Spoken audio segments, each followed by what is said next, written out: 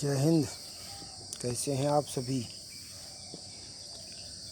जीव जंतुओं को जीने के लिए ऊपर वाले ने, प्रभु ने कुछ प्राकृतिक चीज़ें बिल्कुल स्वतंत्र और फ्री दी है। और मुश्किल ये है कि जो चीज़ इंसान को फ्री में मिलती है उसकी कोई वैल्यू नहीं समझता है। जल, वायु, प्रकाश, अग्नि और ये जिस धरती पे हम चल रहे हैं या अपना निवास करते हैं, ये सारी चीज़ें प्रकृति की एक दी हुई इंसान को उपहार है। इसकी कीमत को हम नहीं समझते हैं। इसका दुरुपयोग सबसे ज़्यादा इंसान ही करता है।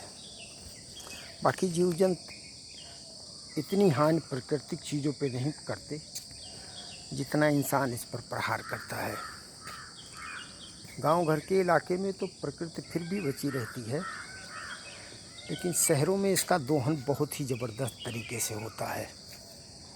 इसके ऊपर प्रहार कोई भी करेगा, नुकसान सभी जीव का होगा। इस बात को हमेशा ध्यान में रखना चाहिए, लेकिन रखता कोई नहीं है। सबसे ज़्यादा जल और वायु का प्रदूषण होता है। चारों तरफ देखिए, विकास के नाम पर किस तरीके से प्रकृति के साथ खिलवाड़ होता है।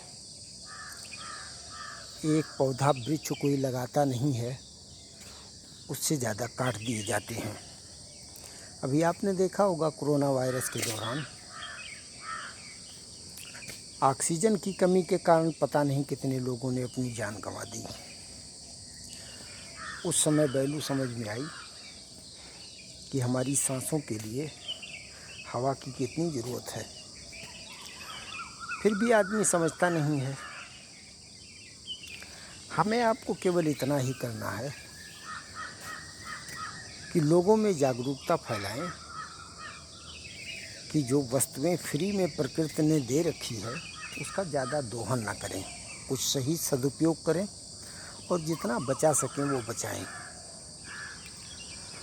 अभी नहीं दिखाई दे रहा है कि जल का कितना अभाव होगा, लेकिन जो लोग राजस्थान में हैं, बाड़मेर, जैसलमेर ज़िले जैसे में, उनको पता लगता है कि पानी का भाव का जीवन में कितना प्रभाव पड़ता है। आपके और हमारे पास अगर है तो हम उसको अनर्गल तरीके से प्रयोग करते हैं। इन सब चीज़ों का थोड़ा सा तो ख्याल समाज में रखना ही पड़ेगा। इसका फ़र्क आज नहीं पड़ रहा है, लेकिन कुछ दिन बाद आपकी पीढ़ियों पर और आप पे ज़रूर पड़ेगा। इसकी कमी अचानक नहीं होगी, धीरे धीरे होती चली जाएगी। जल स्तर जो पहले 25 और 30 फीट पे था, आज 60 और 70 फीट पर है।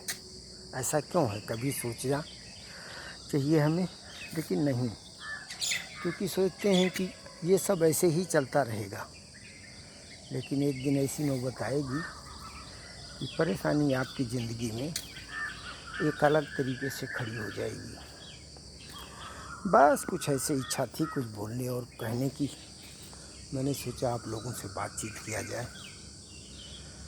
आगे फिर किसी और विषय पे बातचीत करेंगे।